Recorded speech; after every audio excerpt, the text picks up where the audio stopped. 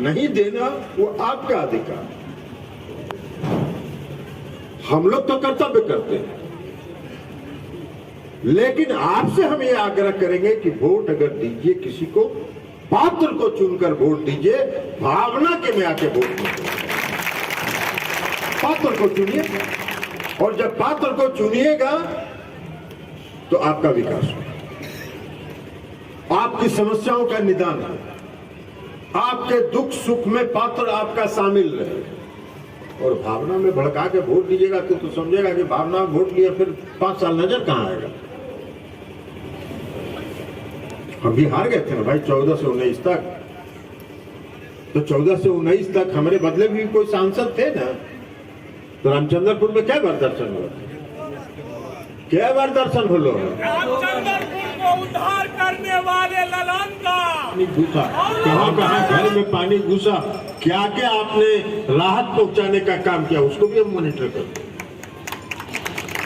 तो इसलिए ये सब काम हो गया।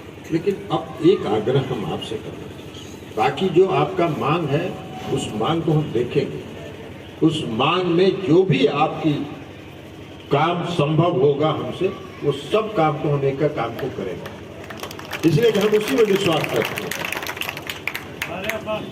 लेकिन हम आपसे एक आग्रह करें कि आपका एक अधिकार,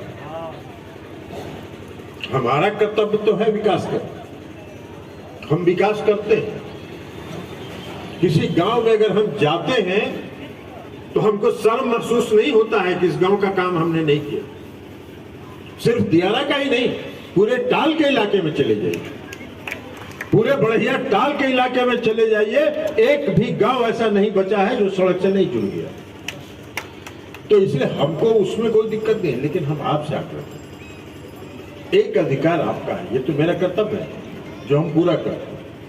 एक अधिकार आपका है जो 5 साल के बाद एक बार आप वोट,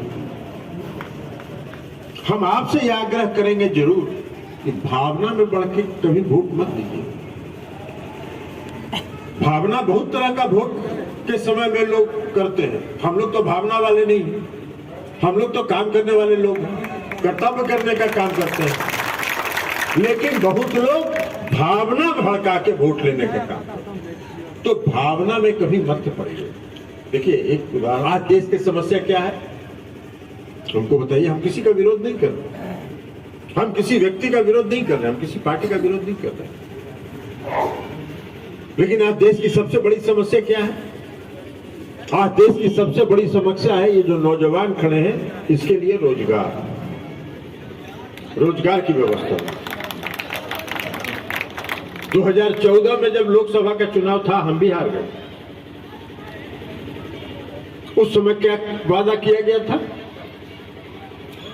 उस समय क्या वादा किया गया था कि प्रति वर्ष 2 करोड़ लोगों को रोजगार देंगे। ये नौजवान लड़का सब गूगल सर्च करता है ना जी, अरे गूगल सर्च करते हैं ना।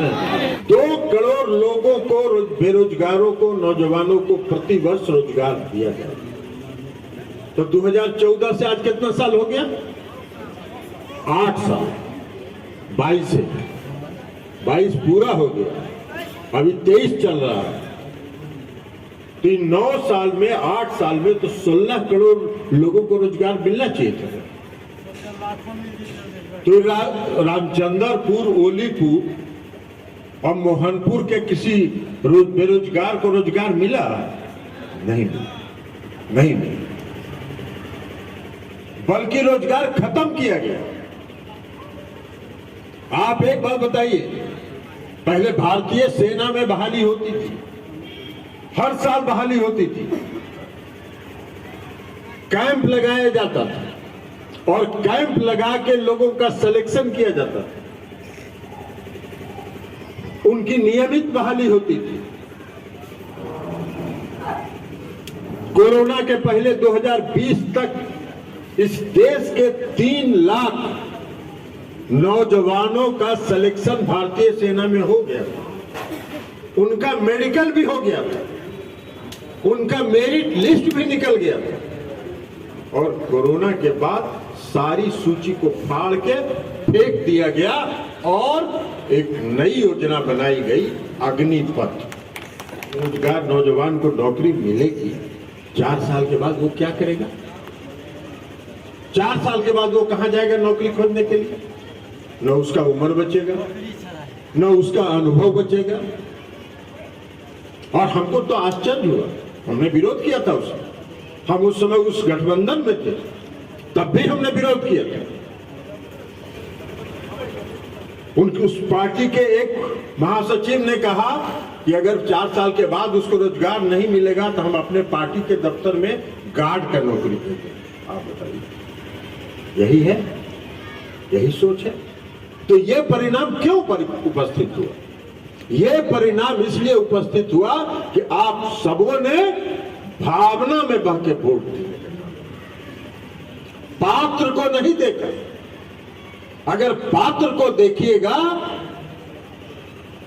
तो आपकी समस्या का निदान है। अगर आप पात्र को देखिएगा तो विकास होगा। अगर आप पात्र को देखिएगा तो आपका भरोसा बढ़ेगा। तो इसलिए हम आपसे आग्रह करें कि कभी भी भावना में बह के वोट न दीजिए, ठंडे दिमाग से सोच के वोट दीजिए। भावना तो भड़कता है, और भावना अगर भड़कता है तो अच्छा नहीं होता है। अपने अधिकार का प्रयोग कर दिया, उसके बाद घर में हाथ देख के बैठे। हम तो हार गए 2014, लेकिन फिर भी हमने छोड़ा नहीं। हमको जो काम करना था, हम सिंचाई मंत्री बन गए। तो सिंचाई मंत्री बन गए तो हमको जो काम करना था वो काम उसके बाद भी हम 5 साल तक लगातार करते हैं। तो जो काम करने वाला होता है वो काम करता है, जो भावना भड़का के वोट लेने वाला होता है वो भावना भड़का के वोट लेता है। आज महंगाई का पर कोई देश में चर्चा हो रही है, भाई महंगाई बढ़ी है कि नहीं बढ़ी है? आप लोग बताइए। कैसे तो अनुभव नहीं है। आज आपको मालूम है, $1 जो अमेरिका का डॉलर होता है, $1 का कीमत 82 रुपये हो गया। $1 का कीमत 82 रुपये हो गया। अब अगर डॉलर के भाव में कोई सामान विदेश से आएगा तो कितना महंगा होगा, और अगर महंगा होगा तो आप तक कितना महंगाई में पहुंचेगा। लेकिन इस देश के वित्त मंत्री को हम देखा, एक दिन गई थी वहां अमेरिका, हमने अखबार में देखा। अमेरिका में वहां पत्रकारों ने उनसे पूछा कि मैडम रुपया क्यों गिर रहा है डॉलर के मुकाबले? तो उन्होंने कहा कि अरे आपको समझ नहीं है, रुपया नहीं गिर रहा है, डॉलर मजबूत हो रहा है। यही समझदारी है देश चलाने का, कि डॉलर नहीं, रुपया नहीं गिर रहा, डॉलर मजबूत हो रहा है। मैंने कान ऐसे नहीं पकड़ा, ऐसे घुमा के पकड़ लिया। ये तर्क है, इस तर्क पर देश चल रहा है। हम आपसे आग्रह करेंगे और हम आपको ये भरोसा और विश्वास दिलाते हैं। पहले भी हमने भरोसा विश्वास दिलाया, आपने भरोसा किया, विश्वास किया, हमने आपकी सेवा की और पूरी ईमानदारी से हमने सेवा की। हम आज तक कभी अपने आप को अपने निर्वाचन क्षेत्र में नेता कभी मान के हम आए ही नहीं। हम एक कार्यकर्ता के रूप में आए, आपके सेवक के रूप में। आज भी जब हम यहाँ आए तो हमने इन लोगों को मना किया था कि माइक मत लगाइएगा, इसलिए कि माइक पर नेता भाषण देता है। हम आएंगे वहीं बीच में बैठेंगे, सबका बात सुनेंगे, लेकिन माइक लगा दिया तो अब क्या करें? माइक लगा दिया, नहीं बोलेंगे तो कहेंगे कि बोलना ही नहीं आता है।